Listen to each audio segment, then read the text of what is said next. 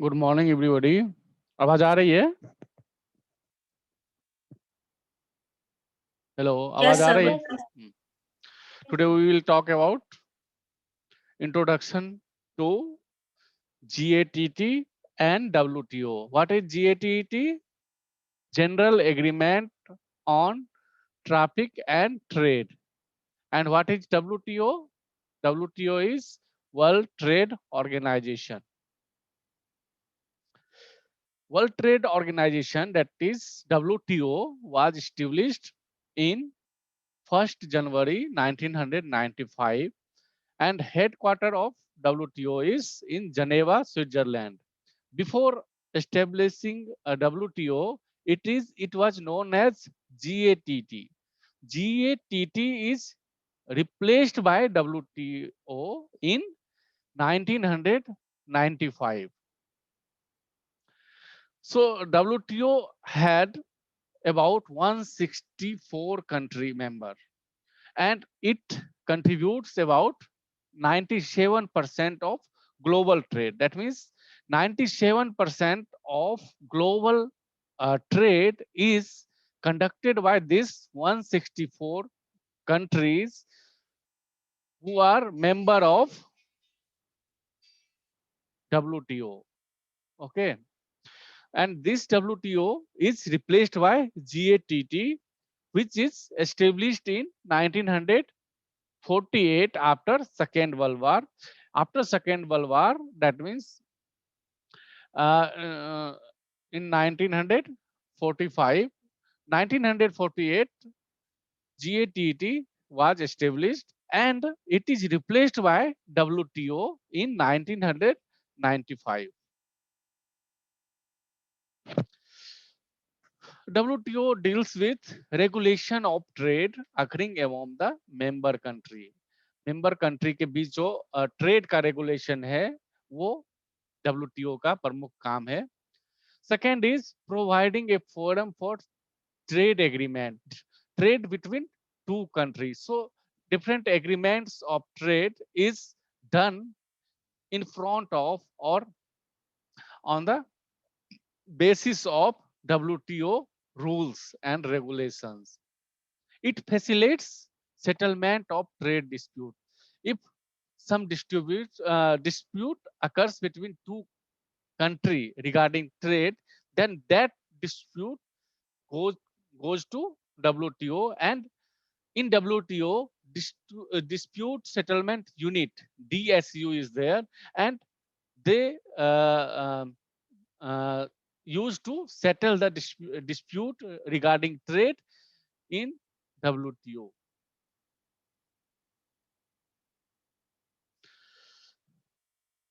How WTO functions, or what is organizational structure of WTO? WTO have different committee or council. Those are, first is Council for Trade in Goods.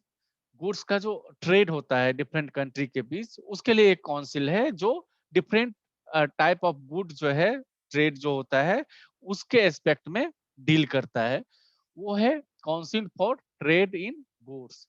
Second council is council for trade related aspect of intellectual property right. इसको trips भी बोलते हैं. अगर exam में आए, trips क्या है?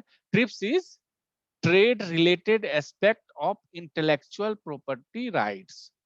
तो जो भी आईपीआर संबंधित है या ऐसा ट्रेड जो आईपीआर से संबंधित है और डिफरेंट कंट्रीज के बीच, वो भी डील करता है WTO. और उसके लिए एक काउंसिल है जिसका नाम है council for trips, that means trade related aspect of intellectual property right. तीसरा काउंसिल है council for trade in service.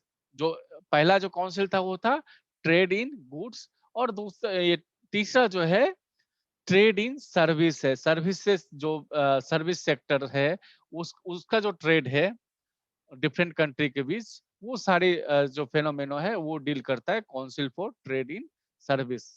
ठीक है. चौथा है trade negotiation committee. Trade negotiation committee क्या करता है?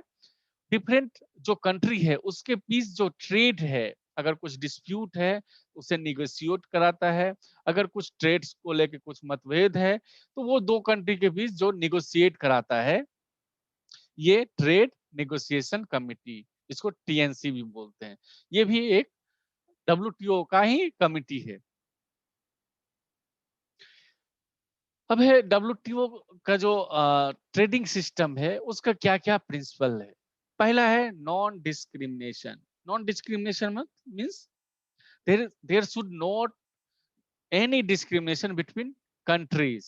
ऐसा नहीं है कि किसी कंट्री को फेवर हो, किसी कंट्री को फेवर नहीं हो, तो डिस्क्रिमिनेशन नहीं हो। ये जो जितने भी इंटरनेशनल बॉडी है, जितने भी इंटरनेशनल बॉडी है, चाहे डब्ल्यूटीओ हो, वर्ल्ड बैंक हो, आईएमएफ हो, जितने भी इंटरनेशनल बॉडी है उसमें सबसे ज्यादा अगर डेमोक्रेटिक और जो जेन्युइन है तो वो डब्ल्यूटीओ का प्रिंसिपल है। ठीक है, बाकी सब में जो शेयर के आधार पे जो है उसका जैसे वर्ल्ड बैंक ले लो तो उसमें जो जिसका कंट्रीब्यूशन ज्यादा है, जिसका शेयर ज्यादा है, उसका ज्यादा राइट्स है। ये बाकी सब इंस्टीट्यूशन से ये थोड़ा कम बायसनेस है और ये ज्यादा डेमोक्रेटिक है, ये डब्ल्यूटीओ।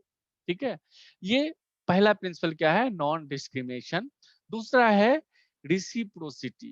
रिसिप्रोसिटी मीन्स अगर दो कंट्री के बीच ट्रेड में कंसेशन है, मान लो दो कंट्री के बीच कंसेशन होता है कुछ, जिसका मान लो हमारा कंट्री जिसके कंट्री से फेवर में है, तो दो कंट्री के बीच कंसेशन होता है। वो कंसेशन को जनरलाइज ना हो, ऐसा ना कि सब अपने अपने अपने में ग्रुप बना ले, इस टाइप से जनरलाइज नहीं ना हो, उसको रोकने के लिए जो कुछ प्रिंसिपल्स हैं वो सब आते हैं रिसिप्रोसिटी में। तीसरा है बाइंडिंग एंड इन्फोर्सेबल कमिटमेंट। अब जो ट्रेड का कमिटमेंट है दो कंट्री के बीच, उसको इन्फोर्स करता है, वो भी ये प्रिंसिपल है डब्ल्यूटीओ का। चौथा है ट्रांसपेरेंसी। ट्रांसपेरेंसी कि किसी के साथ कुछ बायसनेस ना हो, इसकी इसलिए पूरा सिस्टम जो है वो ट्रांसपेरेंसी है उसमें, ये भी इसका एक प्रिंसिपल है। और लास्ट जो है सेफ्टी फल। सेफ्टी फल मीन्स इसमें प्रोविजन है, आप इसमें जितने भी प्रिंसिपल है उसमें क्या है, नॉन डिस्क आप डिस्क्रिमिनेशन नहीं, सबको एक जैसा बिहेव करना है।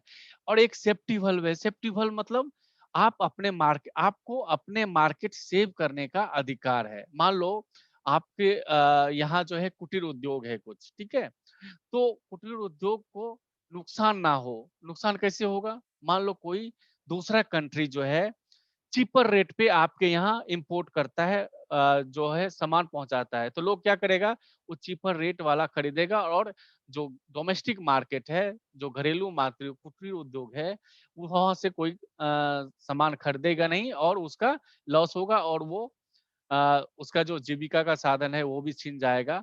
तो every country has a right to save their domestic market. तो वो क्या कर रहे हैं उस स्थिति में, जब आपको कोई कंट्रीज के से नुकसान हो रहा है, उस स्थिति में वो अपना मार्केट को सेव कर सकता है। ये सेफ्टी वल्व के प्रिंसिपल से वो अपने आप को सेव कर सकता है। कैसे, अगर कोई इंपोर्ट मान लो चाइना अगर इंडिया में कुछ चीज ऐसा बेच रहा है जो बहुत सस्ता कीमत पे बेच रहा है, उसकी वजह से हमारा मार्केट जो है घरेलू मार्केट, डोमेस्टिक मार्केट, उसको बहुत नुकसान हो रहा है, तो वो उसपे जो इम्पोर्ट ड्यूटी या कुछ लगा के दाम बढ़ा सकता है। अगर कोई जो है कंट्री अगर बहुत सस्ते दाम पे डोमेस्टिक मार्केट से कम दाम पे आपको सामान बेच रहा है, जिससे आपको डोमेस्टिक मार्केट को नुकसान हो रहा, ये प्रोसेस डंपिंग कहलाता है। डंपिंग, ठीक है। तो ये डंपिंग जो है उसको रोकने के लिए आप अपना कदम उठा सकते हैं। इसमें ये सेफ्टी वल्व प्रिंसिपल यही कहता है। ठीक है, ये था 5 प्रिंसिपल डब्ल्यूटीओ का। अब मैंने पहले ही बताया जितने भी और ऑर्गेनाइजेशन है वर्ल्ड के, वर्ल्ड बैंक, आईएमएफ, जितने भी हैं, वो सब में जो है सबसे ज्यादा डेमोक्रेटिक ये है डब्ल्यूटीओ। इसमें one country have right to one vote only. लेकिन उस बाकी सब में क्या है, कुछ कुछ कंट्री को बाकी सब जो ऑर्गेनाइजेशन है स्पेशल स्टेटस प्राप्त है, उसको ज्यादा अधिकार प्राप्त है। ठीक है, ये जो है ज्यादा डेमोक्रेटिकली है जो डब्ल्यूटीओ। अब है डिस्प्यूट सेटलमेंट कैसे होता है डब्ल्यूटीओ में। ठीक है, डिस्प्यूट सेटलमेंट के लिए एक यूनिट है जिसको बोलते हैं डिस्प्यूट सेटलमेंट यूनिट। ये क्या करता है, जब इसके पास जाएगा कोई कंप्लेन जाएगा, क्या इसने ये नियम उठाया जो कि इसके विरुद्ध है, नियम के विरुद्ध है, तो वो कंप्लेन करेगा डब्ल्यूटीओ में। तो उसको पहले जो निगोशिएशन के लिए टाइम देगा कि आप अपने में मतलब जो मामला को सुलझा लो, नहीं तो फिर वो डिस्प्यूट सेटलमेंट यूनिट में जाता है और उसमें भी हियरिंग होता है। वो प्रॉब्लम्स, एक्सपर्टाइज, लीगल जो एडवाइस लेता है, फिर उसका एक हियरिंग होता है, उसके बाद उसका डिसीजन आता है। तो ये डिस्प्यूट सेटलमेंट भी डब्ल्यूटीओ का एक प्रमुख काम है। अब why WTO is more important then earlier GATT.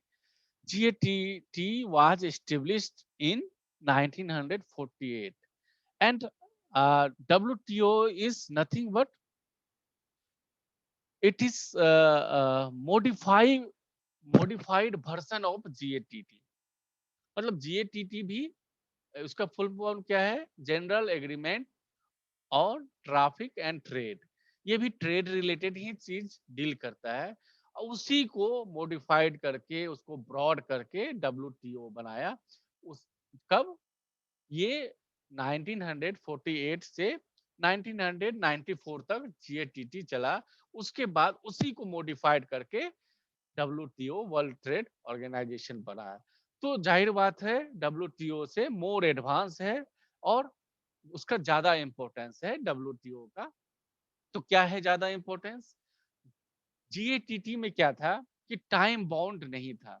जब किसी दो कंट्री के बीच जो है डिस्प्यूट हो रहा है, तो वो टाइम बाउंड नहीं था कि कितने दिन में वो उसका निपटारा होगा और जो सेटलमेंट होगा। लेकिन डब्ल्यूटीओ में टाइम बाउंड है कि आपको हर प्रोसेस का टाइम बाउंड है, इतने दिन निगोशिएशन का है, इतने दिन के बाद आपको ये है, इतने दिन में आपको सेटलमेंट करना है। तो ये टाइम बाउंड है। तो टाइम बाउंड है तो क्या है, तो ये कंट्री के लिए बेनिफिशियल है दो कंट्री के बीच, नहीं तो बहुत दिन तक डिस्प्यूट चलेगा, वो पूरा वर्ल्ड के लिए अच्छा नहीं है। ठीक है, दूसरा क्या है, जीएटीटी में क्या था कि अगर कोई एक सिंगल ऑब्जेक्शन आ गया तो वो पूरा प्रोसेस रुक जाता था।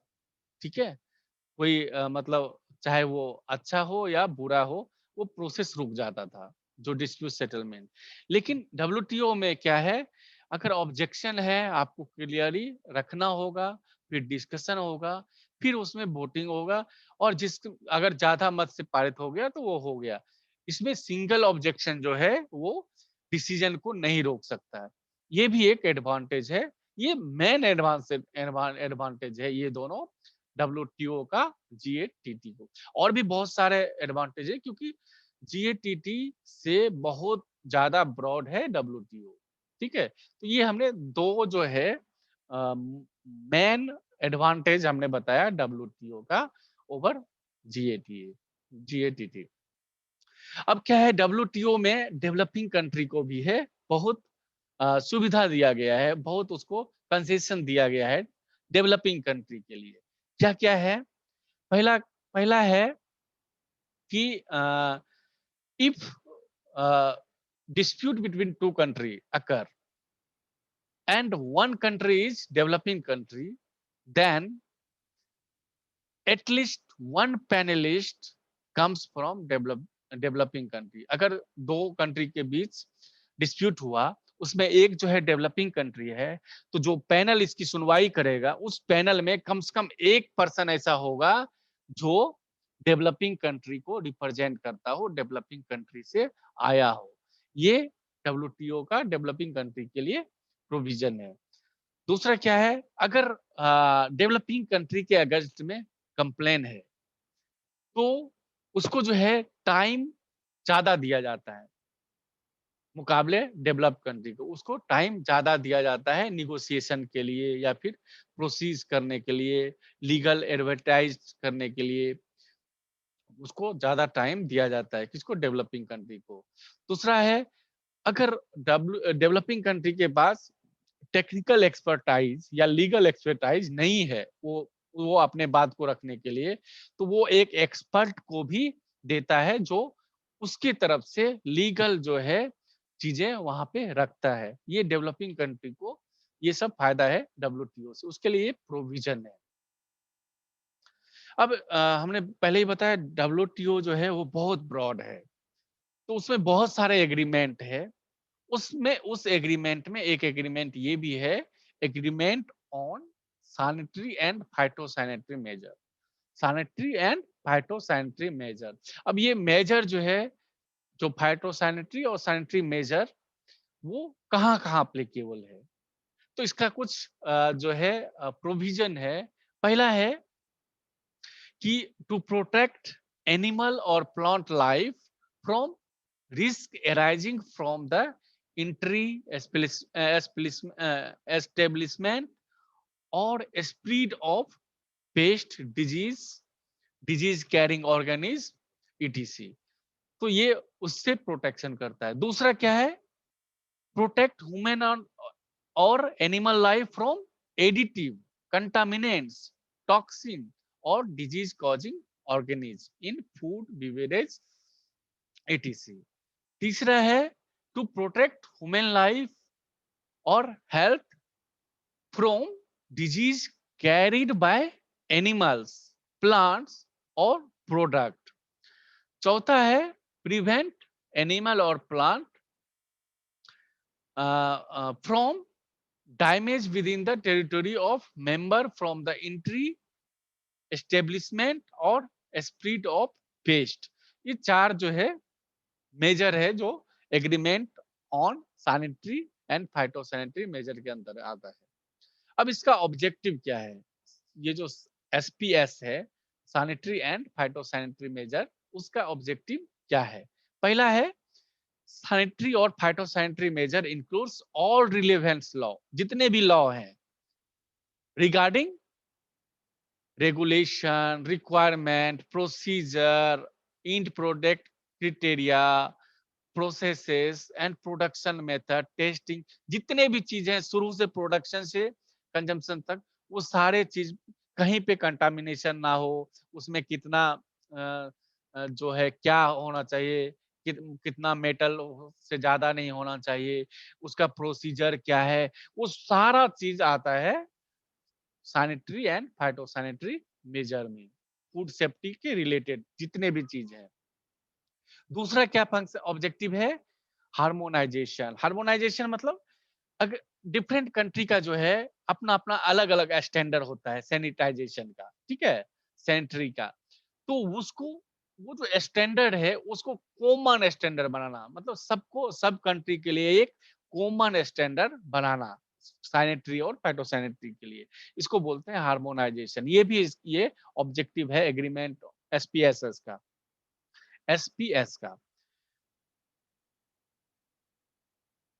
चौथा है रिस्क असेसमेंट। अब जो कोई फूड है जिसका ट्रेड हो रहा है, उसमें क्या रिस्क है, मान लो किसी में साल्मोनेला आ गया, किसी में कंटामिनेशन है, तो वो चीजें को, उसको रिस्क को असेसमेंट करता है डिफरेंट लेवल पे, ठीक है।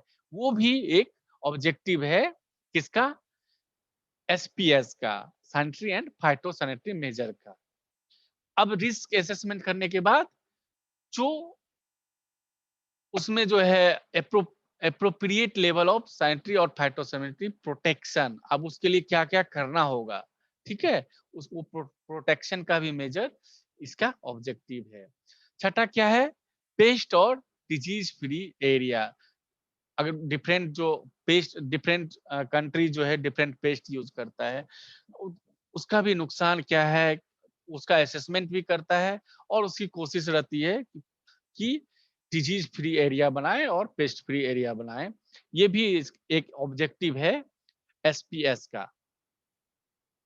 अब है इंट्रोडक्शन टू फिशरीज सब्सिडी। अब सबसे पहले फिशरीज सब्सिडी, सब्सिडी क्या है? अभी जो जैसे सुना होगा 50% सब्सिडी दे रहा है, 60% सब्सिडी दे रहा है पॉन्ड खोदने के लिए। उसी प्रकार जो मेराइन फिशरीज है, जहाँ पे फिशिंग होती है, वहाँ भी ऑयल पे सब्सिडी मिलती है। ऑयल पे सब्सिडी मतलब फ्यूल पे सब्सिडी मिलती है। तो जो फ्यूल है, वो सस्ते दाम पे वो खरीदता है और उससे वो बोट से वो मछली पकड़ता है, ठीक है? उसकी वजह से बहुत नुकसान भी है। मैं तो कहूँगा कि subsidy is not good for competitiveness of fisheries.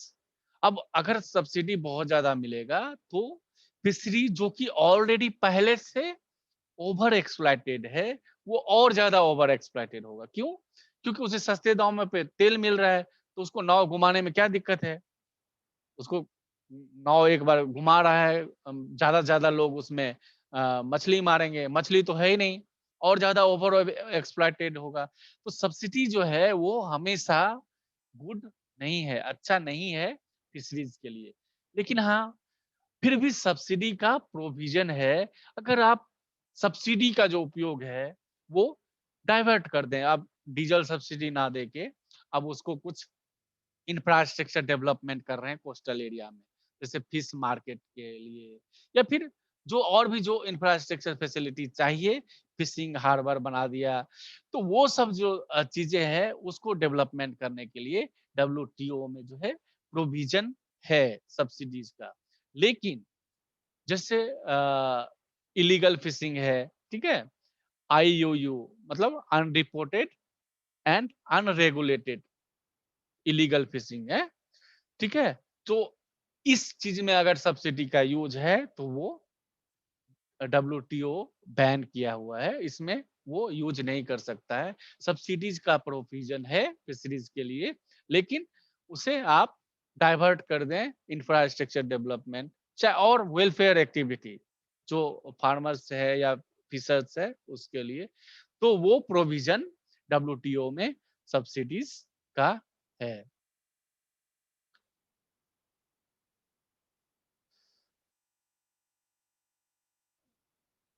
किसी को जो है कुछ क्वेरीज़ है?